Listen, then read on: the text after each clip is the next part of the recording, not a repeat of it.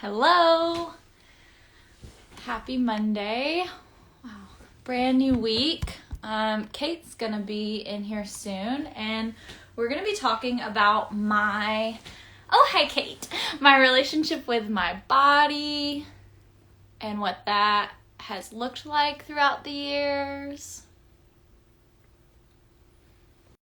And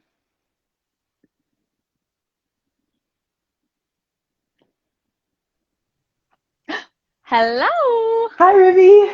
Hi, Kate. Oh, how are you today? I'm feeling pretty energized for a rainy February cold day. I get that. Yeah. Excuse me. First of all, I haven't talked about this with you at all. And also, thank you so much for sending me such beautiful flowers for Oh my God, Valentine's I can't believe Day. you got them. I didn't know if you got them. I'm like, Kate didn't mention the flowers. I'm trying not to give it away. Okay, so here's what happened. They arrived. I assumed that they were for Taylor, that they were for my roommate, just simply because he's such a flower guy. And I was like, oh, someone has sent him some sweet flowers. And then I decided that I would open them because he was not home. So then I opened them. I even read your note with the handwriting, and it says like XOR for Ruby, obviously. And I was like, oh, cute. Which one of Taylor's friends is this? And then I was like, this is my friend. Did it not have your name on it on the package? No, there was no name, but they're absolutely beautiful, and they are in my room. Thank you, and they're right up See my them? the colors. I know, and they're dried, so they'll last so long. Wait, can I see them? Yes, of course. Let me get them. Like they're That's just so abs. funny because Look at I this was beautiful little this one. They're yeah. just absolutely stunning. Whoops, and they smell lovely. Oh, They're so delightful. I need sad. to fluff up some of these leaves in the back. Yeah, But and wow, they'll last you months. forever. So thank you. You're welcome. I love you. I felt so special to receive a real gift like that. Cute. Wow, I had forgotten to ask you just a moment ago, but I've been thinking about it all weekend. I'm like, did Kate get the flowers? Did Kate not get the flowers? Terrible. She got them, put them right in their homes, and then just as been. I know. Look at them, Molly. Molly says they literally match you, Kate, in the base. And look at these little yellow beauties. They're so beautiful. I know. They're so beautiful.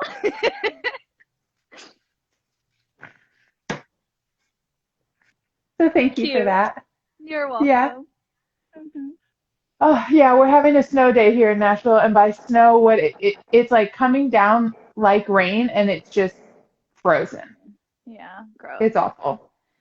There's an Gross. older gentleman out stuck on the with a flat tire, and we're trying to out in front of our house. Mm. Bless Also, his it's a heart. holiday.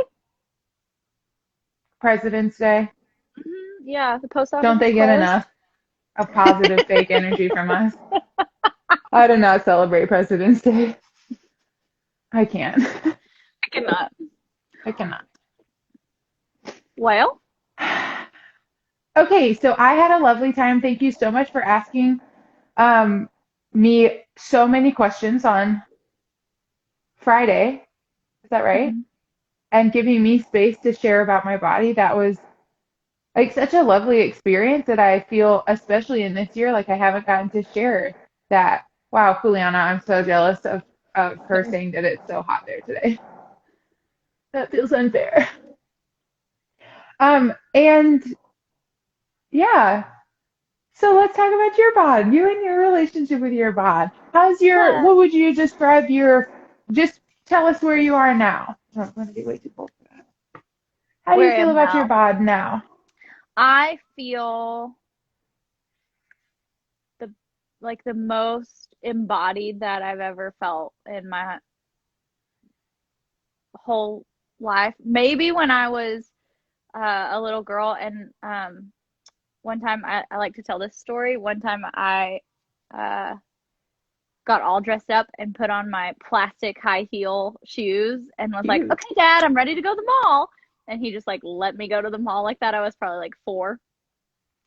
So I probably feel the most embodied now than I have since I was like that age and just like wearing what I wanted to wear all the time and that Do you kind have a of pair like of plastic heels self-expression. right now? No, but I need some like clear heels, We'll find you you some. know, like yeah, I need some. Yeah. Haven't found the right pair yet. Yeah. But yeah, I feel really embodied. And after our talk on Friday, I really got me to thinking all weekend.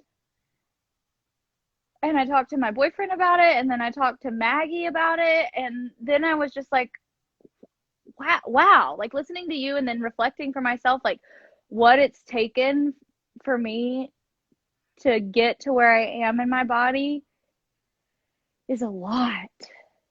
And I think that being in a place that feels embodied, and also like part of that I'm sure we'll talk about a little later, is like I used to have so many thoughts that centered around my body that just are like free for other thinking now.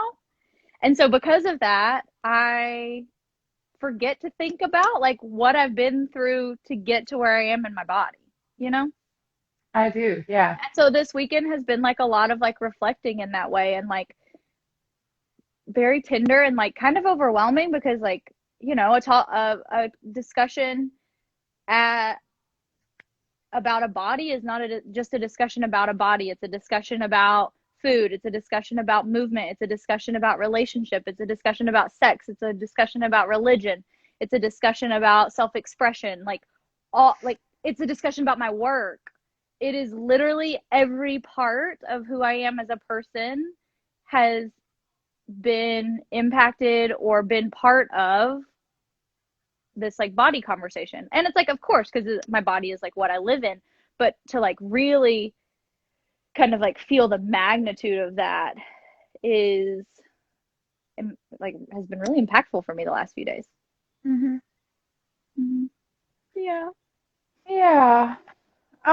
What, if you're okay sharing, like what part has been like,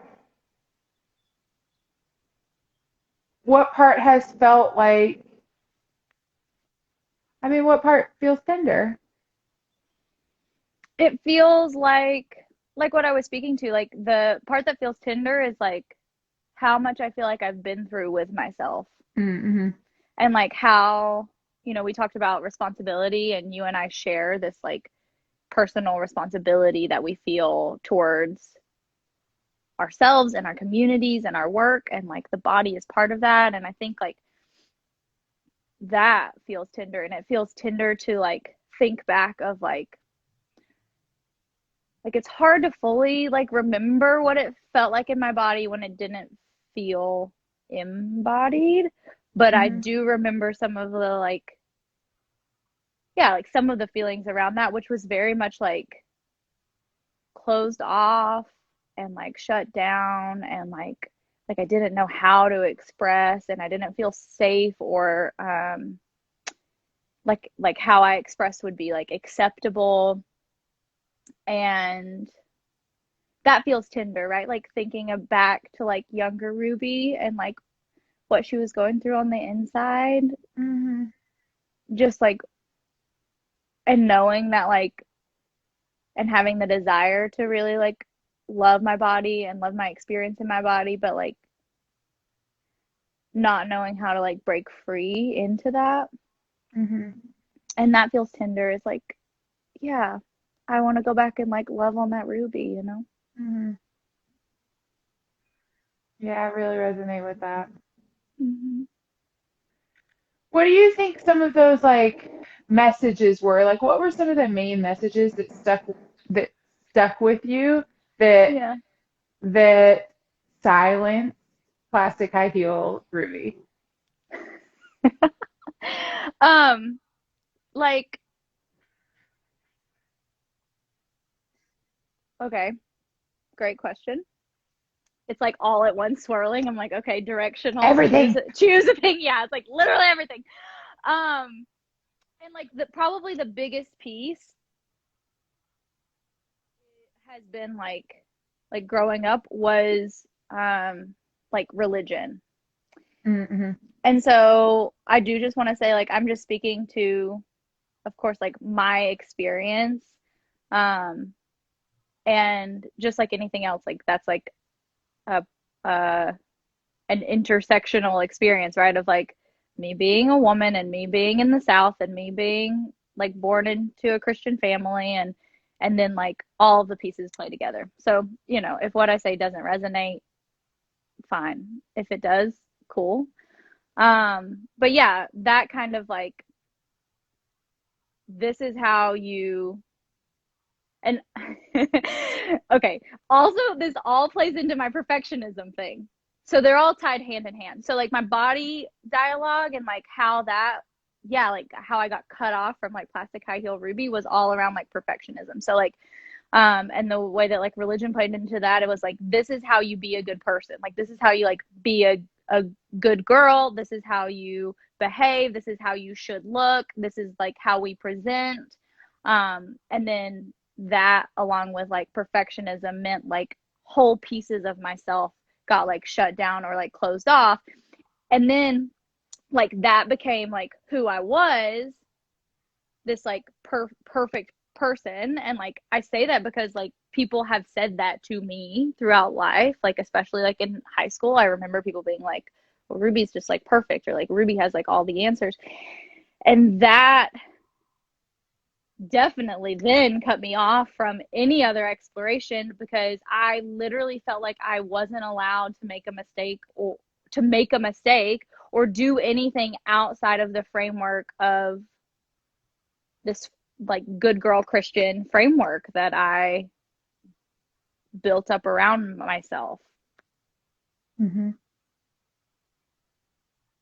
And then that got, you know, like that gets tied into like morals, right? And so we're talking like religion and faith, and then that's like how I look, what my body is like gets tied to my morals. And I had boobs at 12. By the 7th grade, I was wearing like a C cup. So like that's also challenging, right? Like coming into a new body and knowing that like how my body presents naturally was like sinful or like bad, like not okay.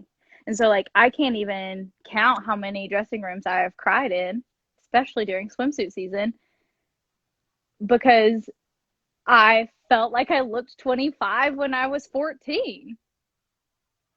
And that was like not allowed. And also like didn't feel good out in the world, right? For people to think I was a lot older than I was, or like yeah, if you are a woman identifying person listening to this, like you know what it feels like to just be a woman out in the world. Yeah, and then on top of that, right, like the personal narrative of like how my body naturally is has to be fixed and covered up and presented a certain way in order to be acceptable. Mm-hmm. And sexuality was like totally off the table. And then to be a young teenager in an inherently like sexual body, like I mean, I have And overly sexualized. correct.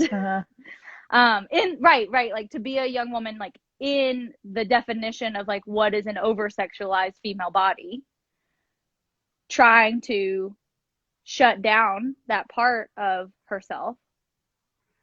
I mean, Mm-hmm. yeah. I really resonate with that. Yeah. Mhm. Mm-hmm. Mm-hmm. And that's all like the base layer, right? Because like my memories of like faith and conversations around religion are some of like my oldest memories. Like before I realized I really like had a body, those messages were coming in. And I mean, I also remember like growing up, like a very popular song was like, be careful what you see, be careful what you hear, be careful what you say. This was like a thing this was like a song I was taught, you know, Okay. because like there are bad things and you don't want to let them in. And then that's like before it became like, okay, but now I have to also like here's how I have to eat, and this is what my body also like needs to look like to be pretty. This is like I have to like wear makeup. I mean, I had my grandmother put mascara on my eyes when I was like 3. I was in Mhm. dance just like you, like from the time I was like really young. So like movement was important and has always been part of my life and my body story. But like it's like all those things like got tangled up, you know? Of course. Mhm. Yeah, like the why for movement then is different maybe than it is now. Oh, for sure. Mhm. 100%. But even okay, so like even that though, movement in general was like I was moving to perform. Um, and that had its own set of like requirements. But then also certain types of movement, even within that, this like skill I was practicing and learning, certain expressions were also not okay because of the religion part. And then it's also like, okay, but then also if I want to continue being a dancer, then my body has to look like XYZ or I can't be a ballerina, which thankfully, like, I gave that up pretty quick in middle school. I was like, okay, I'm probably done dancing. I'm not trying to mess up my toes. I'm going to stick to basketball. And then a few years later, I was like, I think I'm going to stick to music. I think we're going to just like take this athlete thing off the table. There you go. I get that. Mm. Does it feel like I hear you speak a lot about like I guess like talk about the role that like other women played in this for you. Yeah. So I've already mentioned like my grandmother, and that's its own whole thing. But she was definitely like one of the most influential women in my life from an early age, like other than my mom. And then second was my grandmother. And she's a very um, religious, faith based person and also has very strong ideals about appearance and like what things should look like. And I think it's very like common of her generation that there's a lot just like we don't talk about Hmm. that or we don't talk about that because like that doesn't look good or that's not like what we want to focus on. And then you tie like religion into that and that's like we're not going to focus on the bad and then we're like spiritual bypassing. So like that. And then my mom super healthy has like taught me so much. She was like my first influence of like this is what we do to be healthy. Like this is how we eat or how we move to be healthy. And that was the surface level motivation for sure. And she's a woman born of my grandmother and a woman existing in the world. And so naturally, as women, we pass our shit down to our children. And so a big part of that too was like her, like I can look back and see how like she was going through and has her own, she has her own body story and then like pieces that like I picked up from that. Um and she really did her best to like untangle that, but not every, nothing is perfect. So like with my grandmother, I remember having mascara put on my eyes when I was like 3 and like be careful what you see, hear, and say. And then with my mom, it was like, okay, so we do this to be healthy, but I was also like watching her doing it to want to look a certain way. Hmm. And then I wanted to do it to look a certain way. And then also, like, I have a similar build to my mom. And I even remember her saying things like, um, like you want to have a strong core, but like don't worry about getting abs because you won't ever have abs, which like she meant as like a very positive thing. And to me, though, it was like, yeah, but like all the magazines, like what I'm seeing is like I'm supposed to have abs. Or like I was always very strong and I would like lift weights. And so it was like, okay, but if I'm going to be like a strong female body, then I need to be like a ripped female body. And if you're telling me like I can't be that, then like strong just looks heavy. And then right, that is a fat phobic dialogue. I mean, I remember one day going for a walk with my mom. I was in college at this point, And I was in tears expressing like, what if one day these are words that came out of my mouth. What if one day I am too fat to do my calling on this earth? And that was the belief, was that like fat was that bad, and also that like that would make me like an unfit person for life, Mm-hmm. or for a deserving life experience. Mm-hmm. And with that like conversation, like I'm pretty sure I just kind of remember her being like, yeah, I get that. Mm-hmm. Yeah, that like that kind of fat phobia makes me really, really sad for us as a society. For everyone, And no one even wins. like that narrative of whatever it is, if somebody is too fat to be able to do XYZ, that exists as true. That even is a thing, that you can be too fat to not fulfill your life's calling. Isn't that wild? That you can be too anything to not Yes, fulfill like your life's correct. calling. Yeah. Mm. Yeah. And I just remember at that time in my life too, just feeling so exhausted. And this was coupled with like, I went to college and gained like 15 pounds, and everyone was like, oh, it's the freshman 15. And I was like, I hear you, and like, that's fine. But I don't like, yes, but I am also like literally working out every day. I keep a food journal. I am like, at this point in my life, like I was writing everything I ate down to the single like chip, and then at the end of the day adding 500 calories just in case I missed something, and I was still coming in like under 2500 calories, and then working out. And like I was like, y'all don't understand, like this isn't computing. And everyone's like, oh, it's the freshman 15. And I'm like, there's like, y'all, something's okay on so many layers. Something is wrong with me right now. Mm-hmm.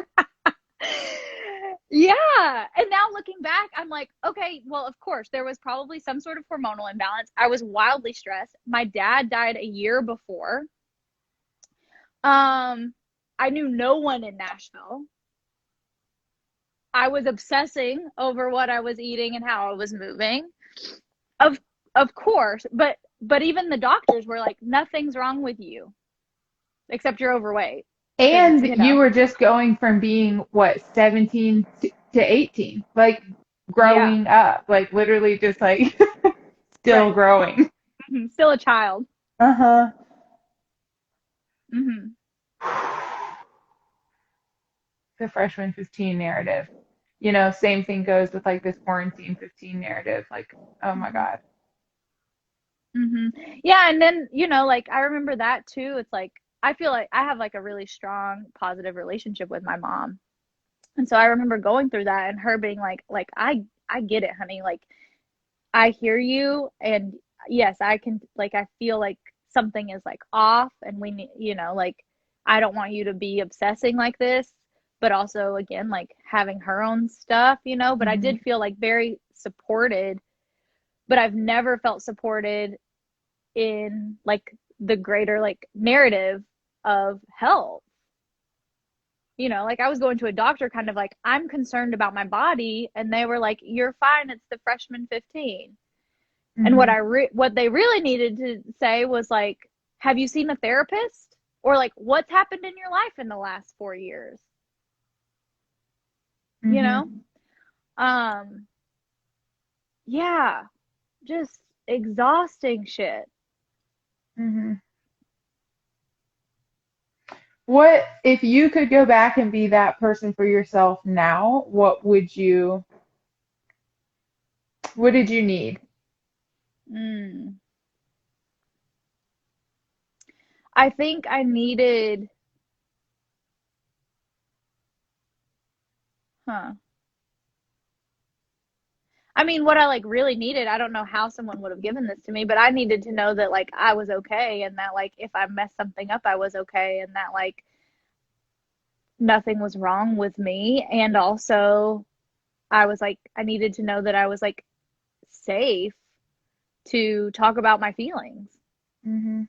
because that was something that like I also came from like a very communicative household, and I always felt like everything could be on the table, but my internalized perfectionism kept me tapped out of my feelings.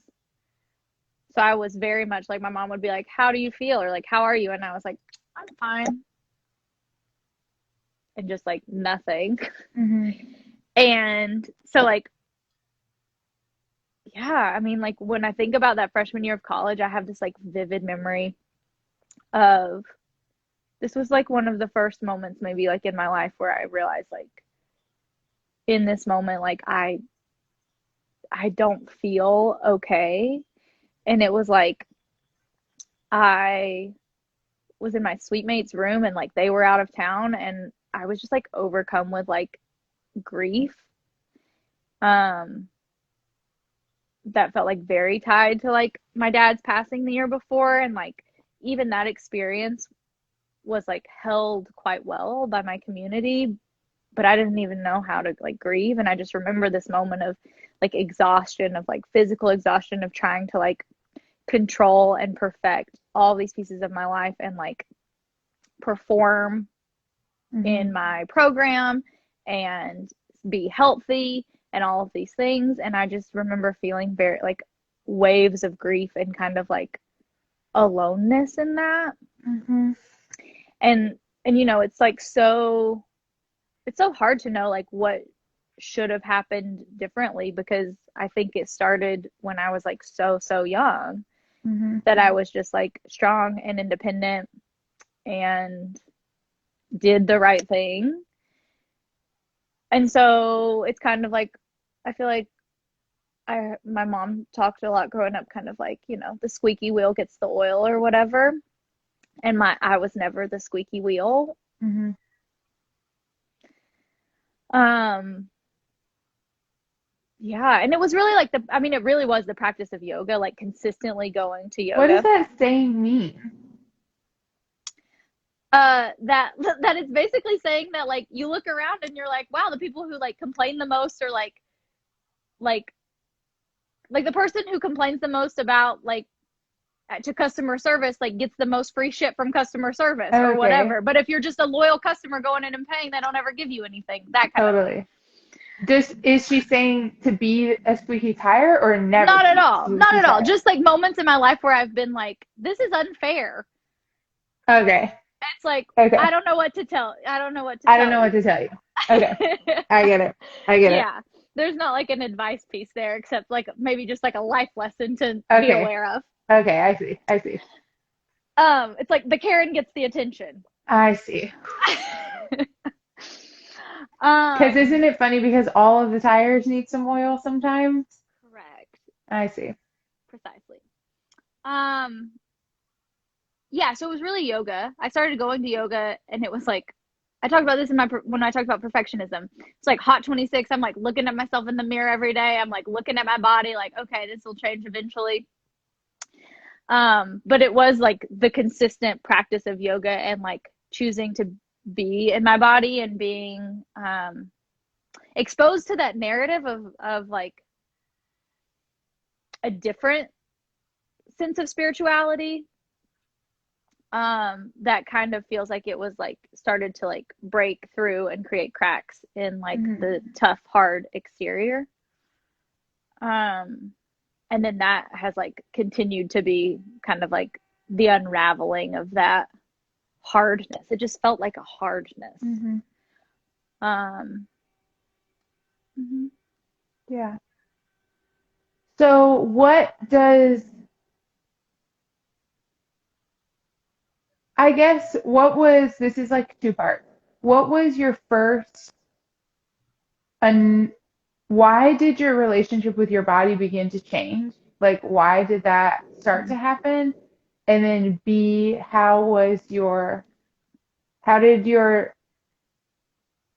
self-work apply to that Mhm. shift, Mhm. to the journey, whatever?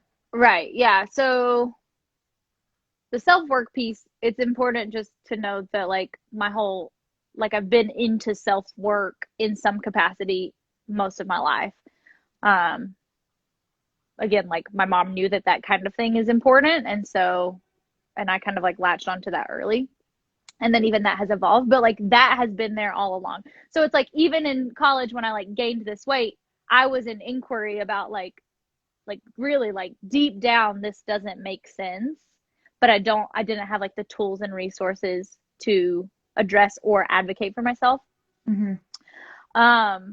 And so the body and the inquiry started to shift with yoga. And like being on my mat, and like I talked about like grief being part of like my body healing journey too. And there is like a distinct moment in my yoga teacher training that I remember in Shavasana, we were doing this like meditation, and I felt this like release in my shoulder and just felt like it was like part of like my dad like leaving my physical body. And so definitely like grief healing and allowing myself to grieve and like have a broader spectrum of emotions started through the practice of yoga, and then developed like off the mat in my personal life through relationships. The biggest shift that I can like point to in my relationship with my body was when I moved. Well, when I moved from LA to Athens, and then 2 years later, I opened Shakti in Athens, my yoga studio. And when I opened the studio, so I had started running and training. I had ran on and off, but I started training for a half marathon as I was preparing to open the studio. And part of that was like, I didn't have anywhere to practice yoga that I wanted to practice yoga. Plus I was about to open a studio. So like, I didn't really have an outlet. So I was running to train for a half marathon. I was so stressed. I had no idea what I was doing. I had a team of people doing what I told them, and I did not know what I was doing. I was laying blueprints for the build out. I was doing everything, and also like having to manage the like investment money, and then also knowing that like I'm gonna have to pay that back, like all of these things. And honestly, I was probably like at my like thinnest of my adult life. And I was like so anxious all the time. I was like so high strung. And then we opened, and I was just literally so busy and so tired that I was like, I don't have time to give a fuck about what I eat. I don't have the capacity for it. When I get home, I just need to know that there's going to be food, and I will eat literally anything you put in front of me. Thank you so much. Feed me. And so I was like literally the brain space where food used to go did not exist. There was not room for it. And so I was forced through like kind of like exhaustion of like having those thoughts into receiving whatever food was available. And then, for me, it was like, then what happened is like, my body didn't change that much. Really, like at all. I got healthier. I gained a little weight because I was like unhealthy, which people were like, wow, you look so good. And I was like, I'm literally about to have a full breakdown. Isn't that wild? Mm-hmm. But yeah, that was like the breaking point. Was I was like, I don't have the capacity to care. And then I stopped caring, and then nothing bad happened. My life didn't end when I stopped counting my calories. Revolutionary. Wild. And then it's like the fact that was like a deep belief that just like lived in there, Mm-hmm. And to say it out loud is like ludicrous. I know, but when every part around us like affirms that. And so it's like sometimes you're like, but deep inside is like saying something else, but there's no way that can be right because somebody would be saying that. And it's like, yeah, if you look hard enough, somebody is saying it, but the giant global messaging around this is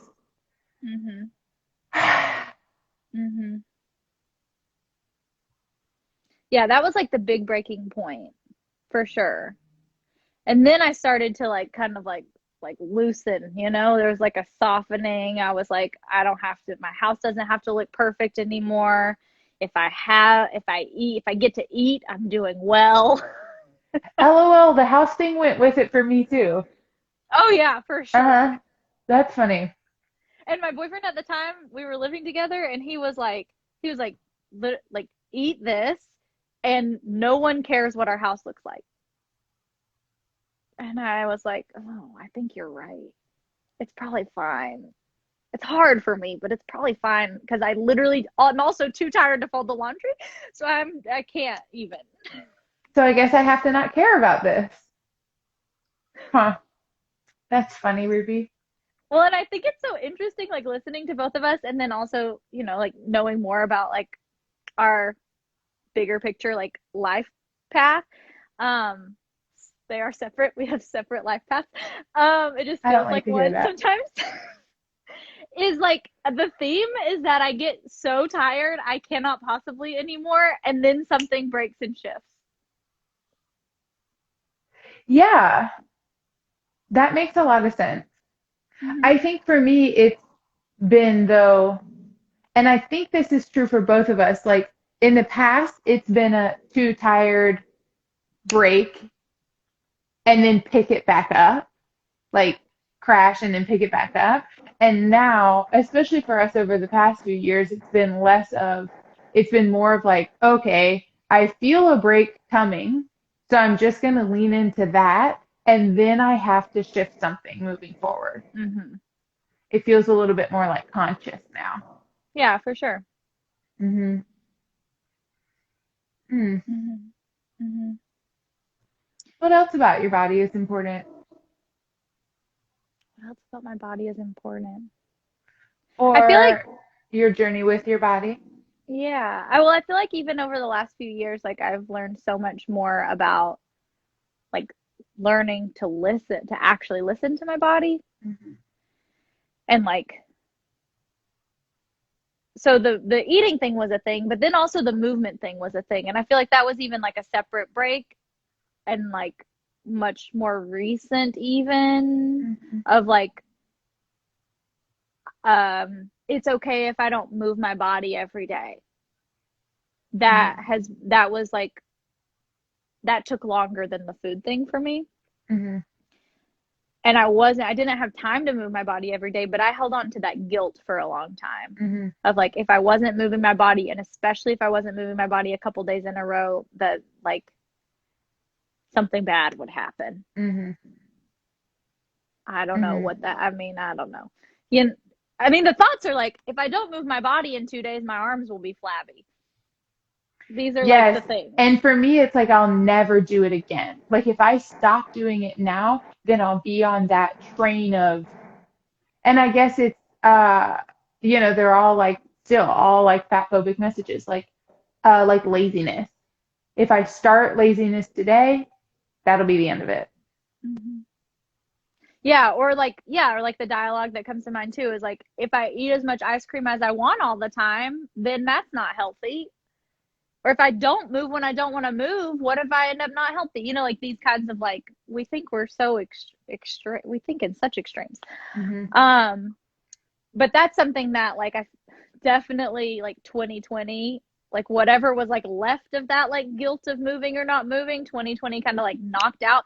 And I actually like moved a lot in 2020, but like I was walking and I was jumping around and I was laying on the ground because I had to. 2020 has been very, very challenging. Because I had to. And then so since then too, like learning like how to not move because that's what I need. And it doesn't even have to be like a thing. I don't have to make a big, oh, look at the snow. You probably can't hear it, but it's like you can't hear it. No, I'm trying to get my phone close. No, I'm trying to get my phone closer to it so that you can hear it, but I'm wearing headphones.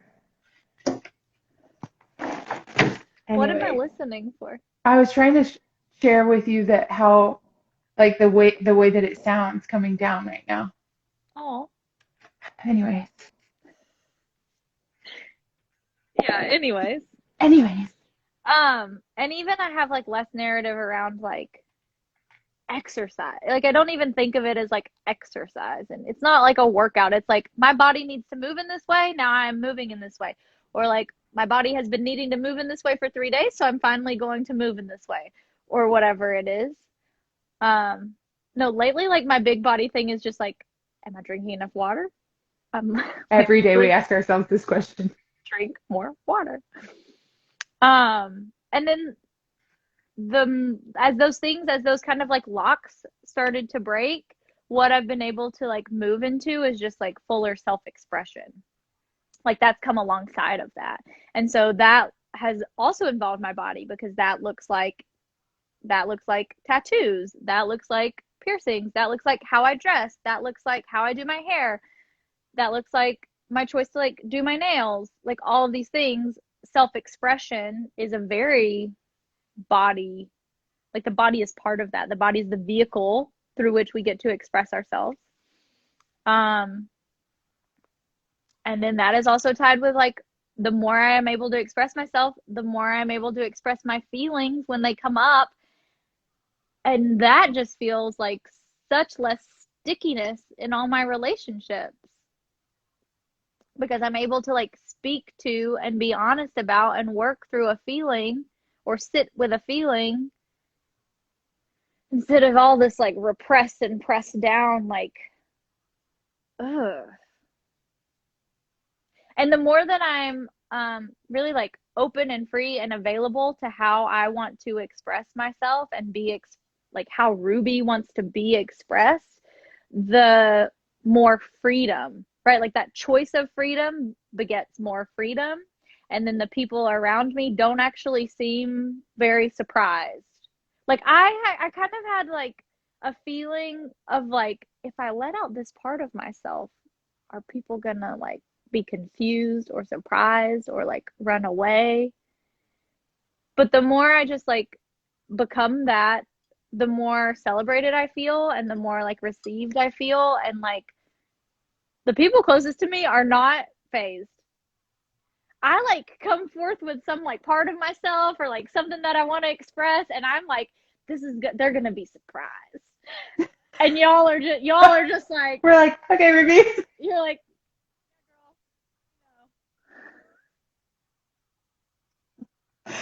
What does that feel like? Is that okay? yeah. I think it's really cool because it's almost like the part of me that I thought that I was trying to like hide from people, the people closest to me like knew about and wanted more of all along, Mm-hmm. and it was just like me standing between me and the bigger me. I get that. Mhm. I feel you. That's funny. Yeah, something in the past couple of years that I find myself doing more and more is being like, what did that person just walk away from this conversation with? Because like I have said something that maybe I've never said before, and it kind of I feel weird about how what I just did landed with me, and so how are they feeling about how it landed with them? And then I'm just like, but was it true? And it's like, yeah, it was true.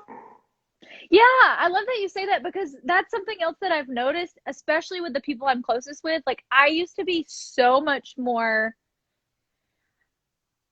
careful. Like I am a very articulate person, but I used to be so much more like careful and maybe even like structured with like what I chose to say. And now I feel not all the time, but generally and especially with the people closest to me who I trust the most, like stuff comes out and then I'm like, ooh, I don't know if that was like how I should have said that or like what that should have been. But then it's like, oh, we're actually in like a real relationship and it's like not a big deal and I don't have to like control everything that comes out of my mouth. And if I do like fuck up or say something, they're gonna say that landed weird with me and then I'm gonna get to say, I'm sorry. That also felt kind of weird for me. Or they're not gonna say anything and I'm like, I guess it was fine. Yeah, sure. Or I ask and it's like, was I don't know, did I say How was something? that? And then you'll be like, no, Yeah. cool. Um, Yeah, and I think the relationship part, like the more that I have learned to embody my body, the safer I feel in relationship with the people who care about me most. And like when I think about 1 year ago in therapy, 1 year ago, I was like telling my therapist, I was like, I don't know how to like tell my friends when I'm not having a good day. And she was kind of like, I mean, you just got to do it. And then now I feel like anytime I'm having a remotely off moment, I'm like, I'm really having some feels and I need you to tell me XYZ. And it's okay, something that I'm hearing a little bit of is like, and I'm having exactly the same experience. It feels a little bit like a double-edged sword. This self-work within the framework of the world that doesn't really expect us to do it or um, give us space to grow into it. And like what the experience is it's like I think that I have more feelings, but really I feel more in tune to the ones that I actually have. But now it legitimately does feel like I have more feelings, but I am experiencing more feelings. And so I'm like, have I just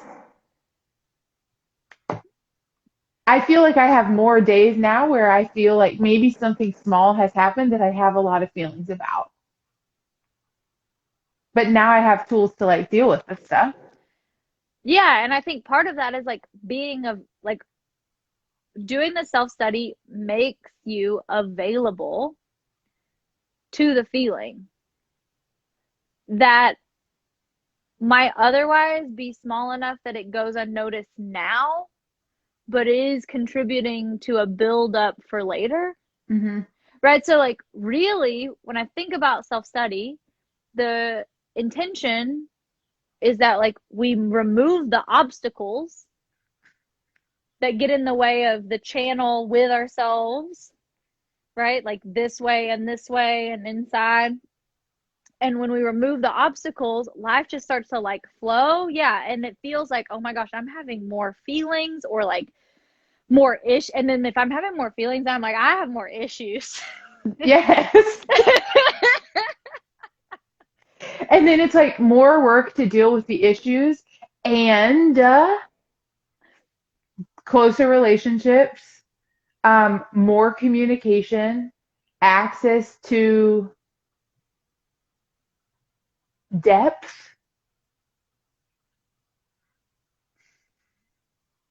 Yeah, I guess it's that thing from take whatever the mile wide thing is to mile deep. Hmm. Yeah. And it's the, right, it's the river of integration. Hmm. And it's just the more, the more we do the work, right? The more we work on the belief that there is a good or bad or right or wrong, right? So then the things are coming up, the feelings are coming up, they're moving through, we're having like issues, there's like stuff to work through, but like the self work is letting that all be part of life. That's not like now I'm having a worse experience of life or even like a more challenging experience of life. It's just like now I'm getting to experience life Yeah. because I'm not like occupying all of my brain space with the calories I take in and how many workouts I've done this week and what someone's going to think if I wear that top. Do you ever hear those thoughts anymore? Not the okay, sometimes they especially come up for me like around family and like for holidays because there is like an expectation. There are a lot of women in my family, and there is like an expectation. There are some things that it's just like I don't feel like would be acceptable if I showed up to Thanksgiving wearing my brown sweatsuit, power suit with no makeup. Those kinds of things. So then the thoughts come up because I'm like, maybe I'm not in the mood to wear Hmm. something else. Um, There has been like less of that though, and sometimes the thought comes up of like, it depends on the setting, like where am I going? Mhm. Whether or not the thought of like what are they gonna think, or like will I Mhm. be judged or celebrated comes up about like what I wear, what I look like, depends on the setting. Like Mhm. where am I going? What's the climate? Mhm. Like I'm not always wearing exactly what I want to wear out when I go home to Blue Ridge. That makes sense. Um, but I am and have like gotten so much more comfortable wearing whatever I want to wear when I go to my friend's house, or when someone comes over to my house, or Mhm. it has been COVID, so we haven't really like going places, but yeah. Yeah. What do you do with them when you notice them? Um, I have to like when I notice those kinds of thoughts, I have to make a choice, right? And there are like it's not always just like I notice it and then I choose to be myself. It's like I notice it and then I'm like, is it worth, how do I feel about it? And like, is it worth the like battle? Is this a battle that I'm trying to fight today? Mhm. Like, what could it be okay to just like choose the sweater that covers my boobs to wear to the restaurant in Blue Ridge? Is that like an easy choice? Yes, that's not hard. I Mhm. also like it. Like I'm not wearing a burlap sack Mhm. that I don't like, you know? Mhm. So it's just like choosing to make those choices. Or and like when it comes to like family gatherings, it's like, okay, maybe I'm in a mood to just like not put on makeup and wear my sweats, but like it does mean something to my grandmother if I like look a certain way. And also we are gonna take photos, and do I want like am I gonna be actually happier if I just like wear the cute outfit and put on Mhm. some mascara? Probably. Yeah. Like that, even that doesn't have to be this like extreme thing of like I'm not being myself. Ugh. I feel It's just you. a choice. It feels like what's that thing that saying that is like, would you rather be right or connect or something like that? And Hmm. it's like I feel like have you ever worn a spite outfit? Oh Like yeah, just for sure. yeah, and it's like now it feels like I no longer have to like I'm choosing this outfit because of y'all's inability to connect with me when I'm wearing something else. And so I'm going to take that barrier away from us. And Hmm. that is like that really feels like you standing in your power. Yeah, Mhm. it's a power move, right? And Mhm. it's like reading the room, right? So it's like I don't have to care about someone's opinion of if they think something I wear is like provocative or inappropriate. And I make it sound like I have all these provocative outfits. I do not. It's this is like low key. Uh, there were just Ruby's like just trying to wear pants, jeans. there were like skirts. I wasn't like I had some outfits growing up that my mom was like, that's maybe a vacation outfit. Oh. But it's like not care what someone thinks. Mhm. But yeah, it's like if I can read the room and know that they're probably gonna think this thing, but do I want to be able to like actually be seen and experienced for who I am? Maybe I choose something else, so because I can read the room, because I'm like, this is what I'm dealing with today, and those people that person isn't gonna like get it yet, so if I care about connecting with them, then I'm gonna show up ready to connect with them. Mhm. And that doesn't have to like mean that I'm repressing myself. Mhm. There was a time when it did, because I was less aware of it and I Mhm. didn't know how to navigate it. But like now I don't feel repressed by that. That just feels like a really aware choice that I get to make. Mhm. I get that. Yeah, because it's like for me in the past, it's been like cover up your boobs because your boobs are bad, and your boobs are going to make someone else do something maybe or behave in some kind of way that you don't want them Or to. or even think a thought. Think a thought. And so now I'm like, oh, my boobs are bad. Well, I have some things to say. So, are you ready to talk? Yeah. Mhm. Hmm.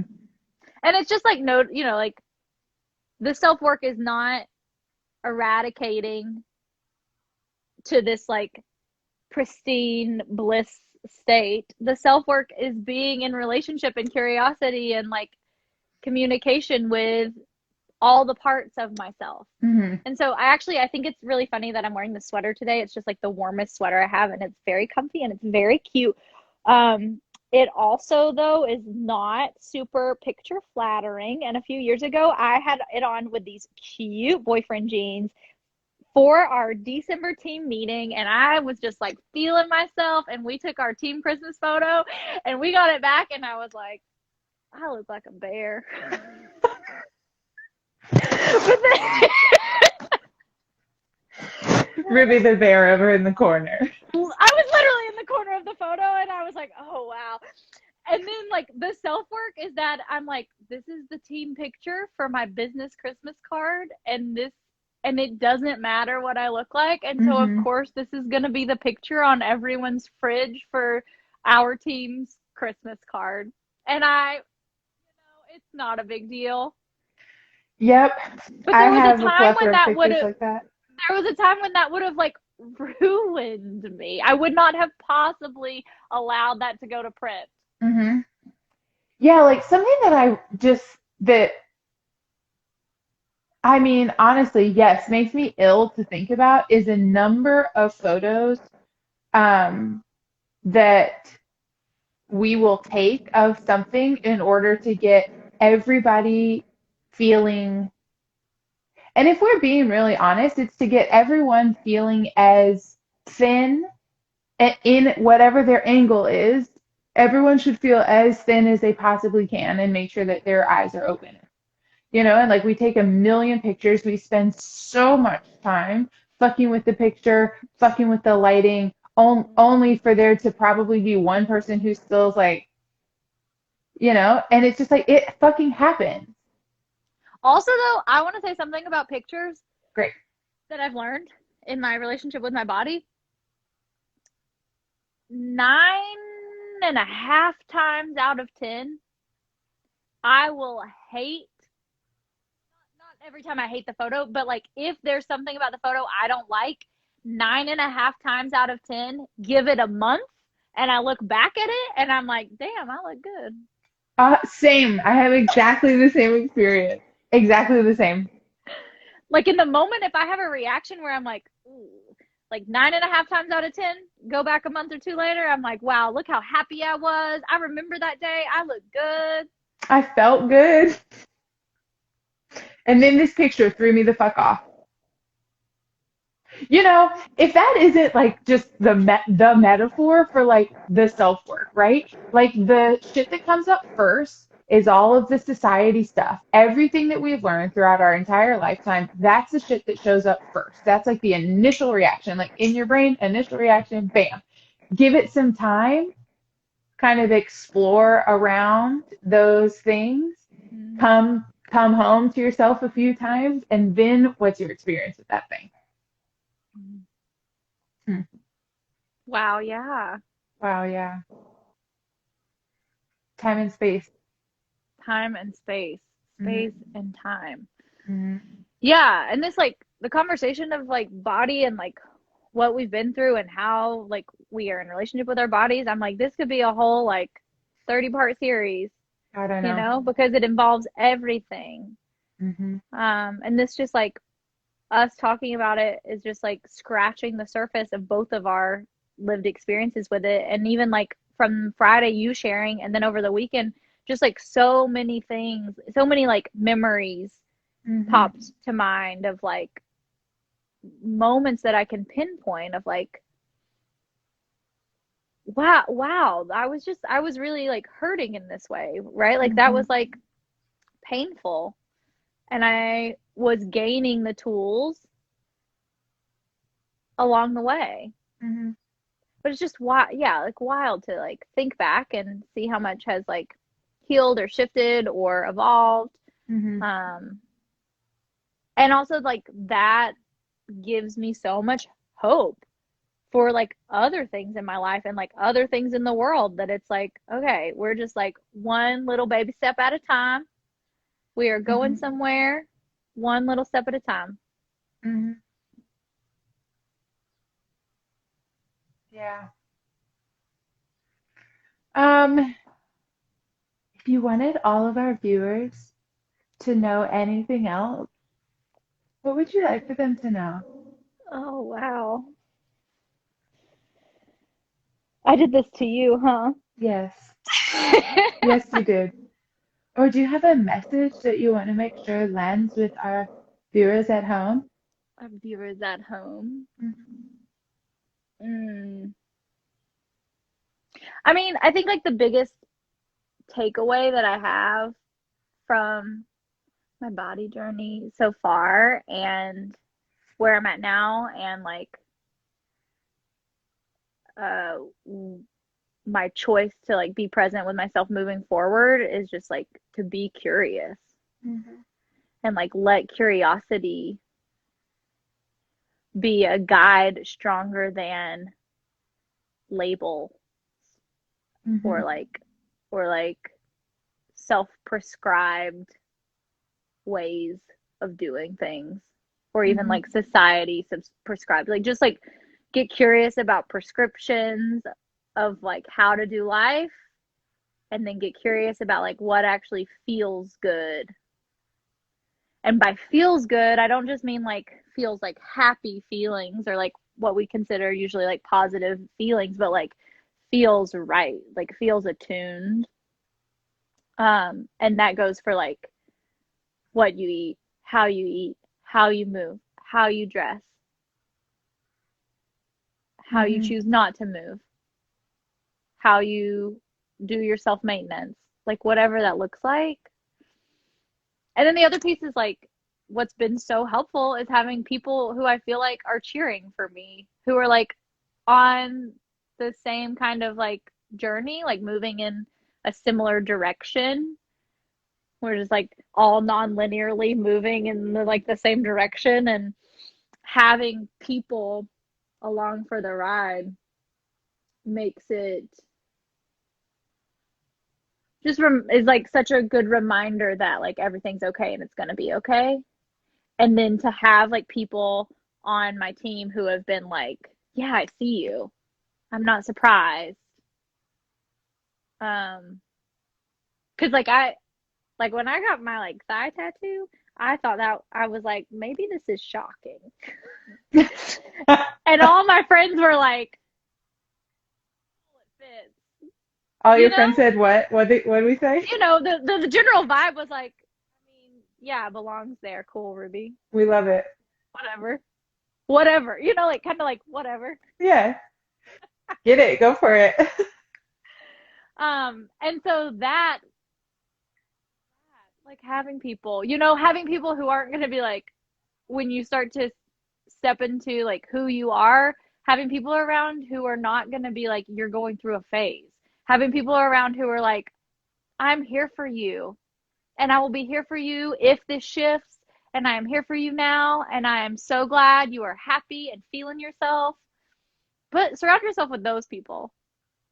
Totally. Even if you're like I don't know if I believe them, surround yourself with them.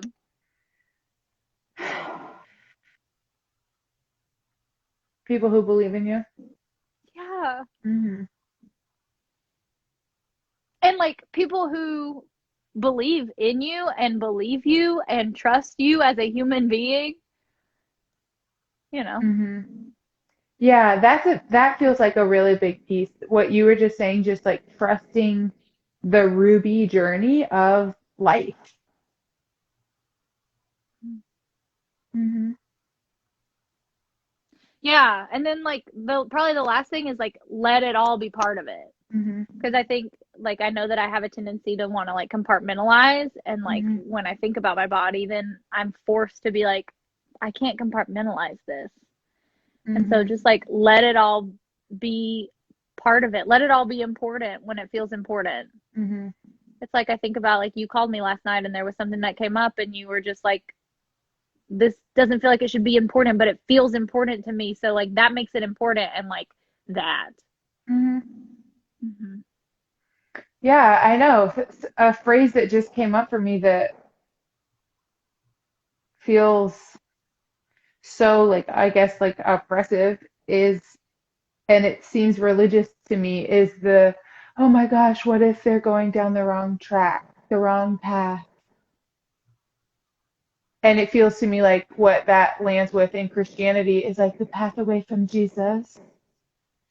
And then it's like, okay, well, what does that mean? And what do we do for each other if we do think that somebody's going down the wrong path? Or who are we to think that we know what the right path looks like, feels like, sounds like? Mm-hmm. Instead of that's just another way that we pull away from each other. Mm-hmm. And chances are probably in some of our most challenging moments Mm-hmm. is when we chalk it up to being a phase or a path or Yeah, and instead, it's just like we could be in relationship with each other, like people who show up for each other, believe in each other, believe each other, trust each other, and then that way, if there is like any kind of like concern for the person, there is space for that concern to be expressed or like asked or like help asked for because I've already been like shown up for, celebrated, believed in, believed, trusted.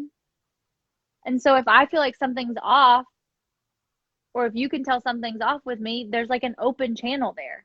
Like I don't feel judged by you because I've felt so celebrated by you along the way. And that's the thing, right? It's like when it comes to being in our bodies, why can't we just celebrate each other's experience in our bodies? Like it's so cool that we get to have a body and that our bodies do so many complicated things and that our bodies have feelings and sensations and that like we can feel connected when we're apart. Like our bodies are really cool and we miss out on so much of the experience of them individually and together because we're just like judging and analyzing and trying to like self-prescribe boxes.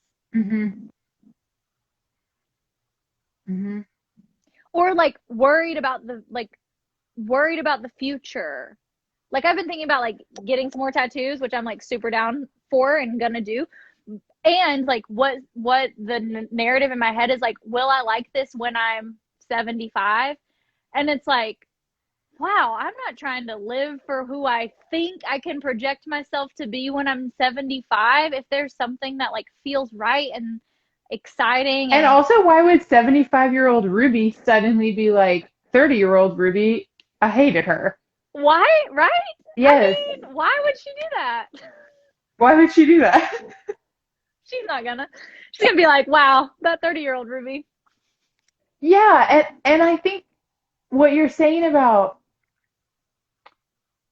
it's like when there's like a plethora of like me celebrating you, I think that I think a lot of times when person A, me, says to person B, hey Ruby, I'm worried about you, right? That often comes off as a judgment. It often does. I know for me, it a lot of times, because a lot of times it's somebody kind of like random who all of a sudden with their fucking concern is all up in my face about my behavior and what I should do and how I should change it. But the difference is when it's somebody who loves you and has been celebrating you throughout the whole thing and is still totally down to celebrate you no matter what path you're about to go down. Then it's coming to with care instead of judgment. And it's like, I guess that's the whole Brene Brown thing, like you're in my arena. So all of a sudden, if you're in this messy ass arena with me, you coming to me with something feels like care instead of judgment. But you don't get to care unless you're willing to celebrate me. Yeah, and we have a hard time like celebrating each other when we're not in our own work.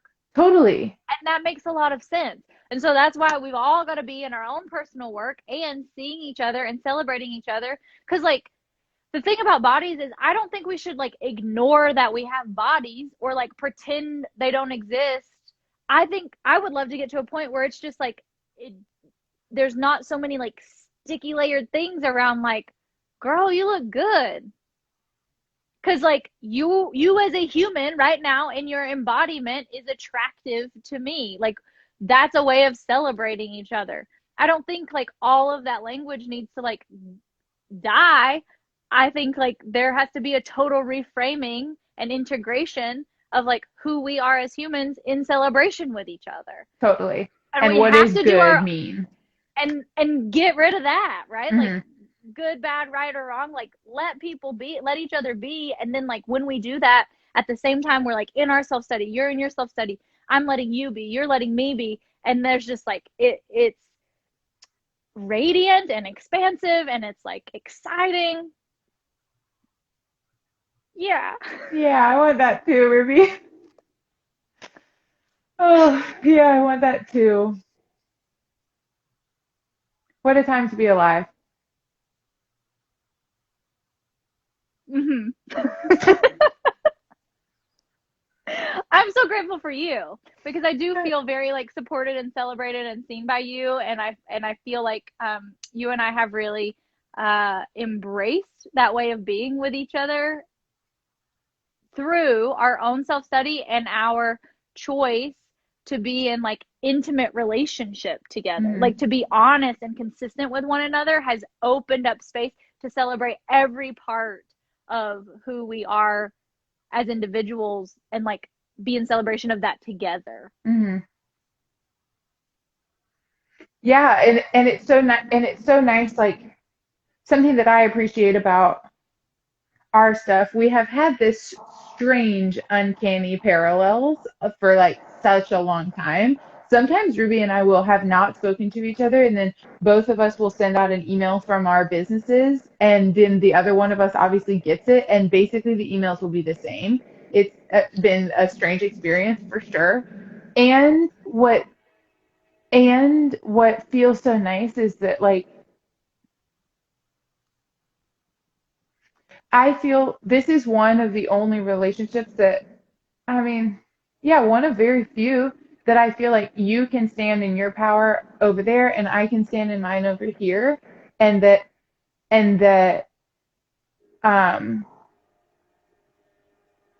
I never feel like I have to give away who I am so that you can be who you are. And I hope that you don't ever feel like you have to give up part of who you are so that I can be who I am. Yeah, and like not only that though, right? Like that feels kind of like yes, that's totally true. But then it's like even elevated Hmm. beyond that. It's like not only do I like not have to give up who I am, like I get to share all the parts of who I am openly. Hmm. Wow, and that just like feels so good. That's just like compared to like where I used to feel like in my body and in my like life experience.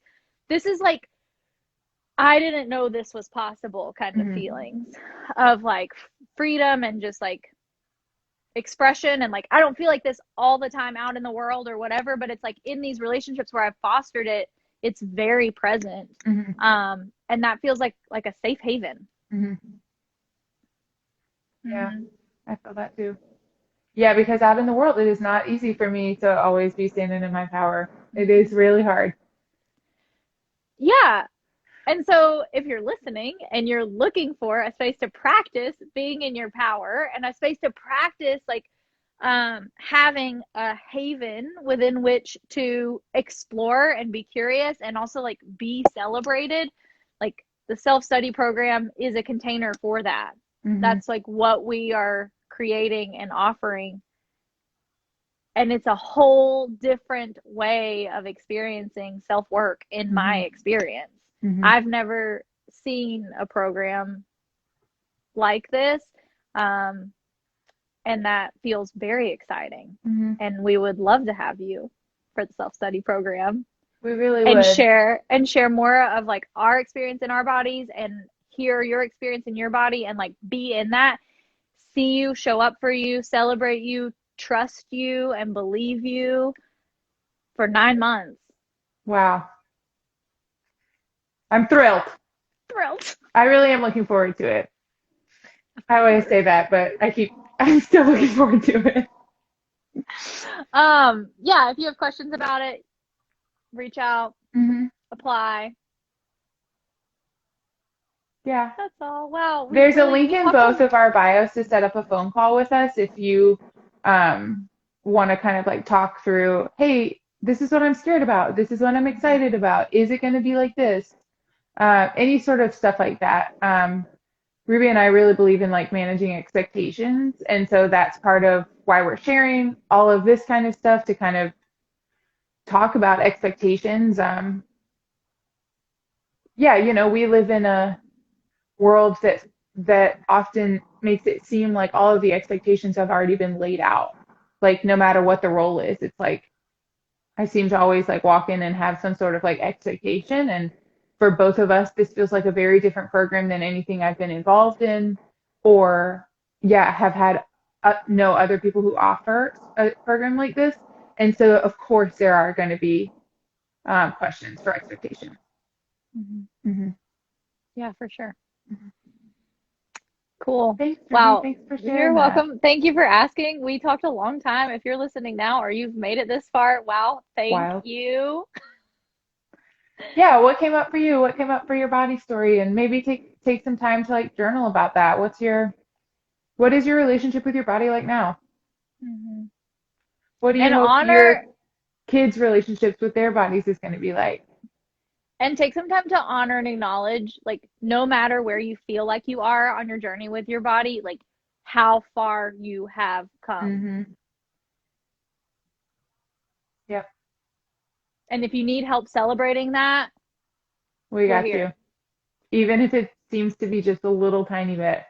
I remember one time my 90-year-old grandmother said to me she had had colon cancer, had to get both breasts removed.